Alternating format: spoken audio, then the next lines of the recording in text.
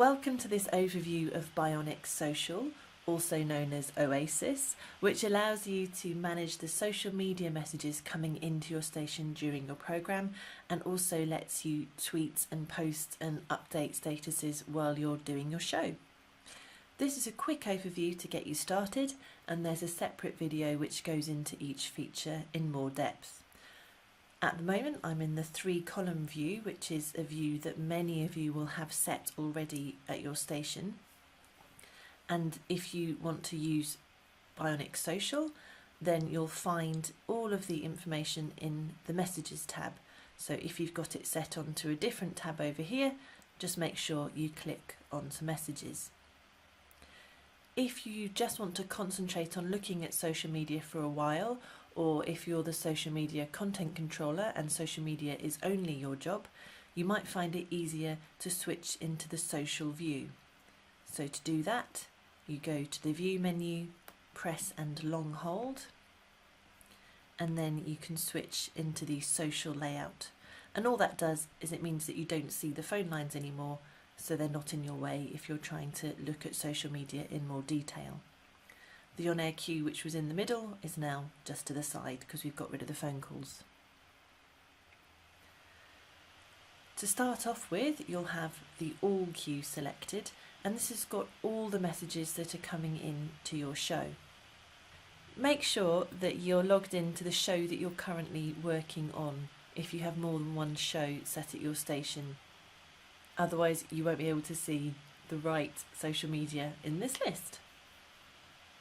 So this has got everything that's been connected for your station. So that could be Twitter, it could be text messages, email, Facebook, whichever social media accounts you have got connected should be appearing in this big list. And if you're on a smaller station, that might be all that you need, because if you don't have many messages coming in at once, you can just look at the all queue and everything that you need is there.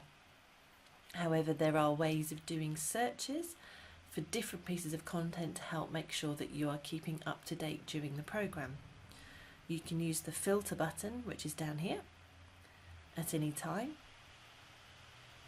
and you can do a quick filter across the messages that have come in to see if there's anything that's got a particular keyword you're looking for.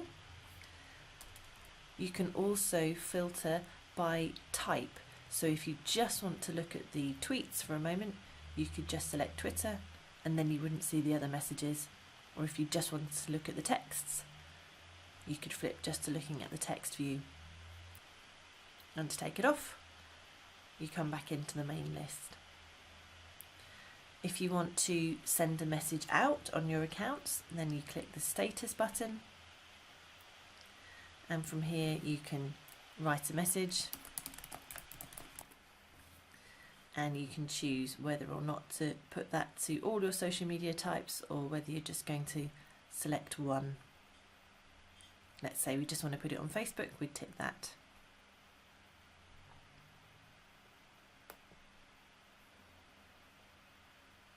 The quick searches are useful if you have got a particular topic on today's programme and you want to set a very quick filter so that you can just look for information about that topic. Let's say we've got a hashtag of YOLO going through the show. We can set that and it'll have a look across our social media accounts and our Twitter feeds to see what's going on. And maybe we've got another filter that we've set for dogs, which might be a topic that we're looking at on the show, and that helps us to find content.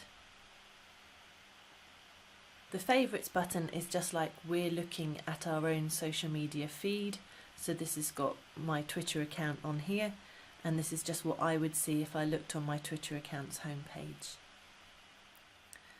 We can also do more in-depth searches on the search button. We can send messages to some of our key followers, and we can do anything that we'd expect to be able to do on whichever social media platform we're looking at. So for example, if I click on a tweet, then down here I get the option to reply to that tweet, or to block it if it's someone that's not behaving very well.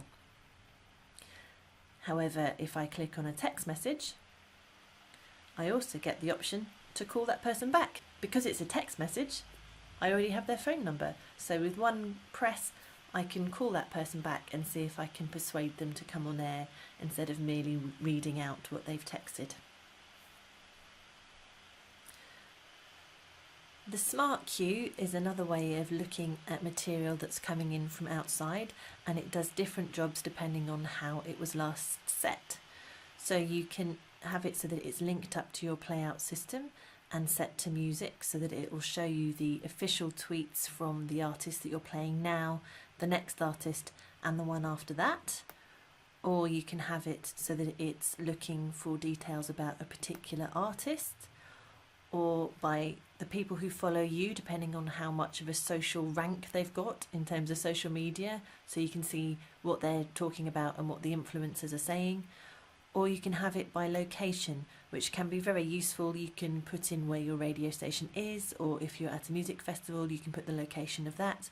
Or if a big news story is just broken, you can look for content that's coming from the place where that is happening.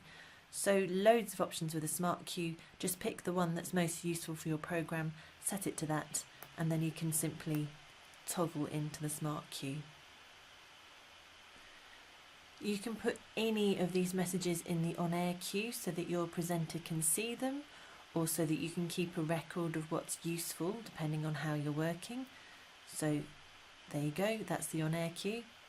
There's a separate training that shows you how to use the on-air queue in depth, but I just wanted to show you that it's possible to build your on-air list by adding social media content.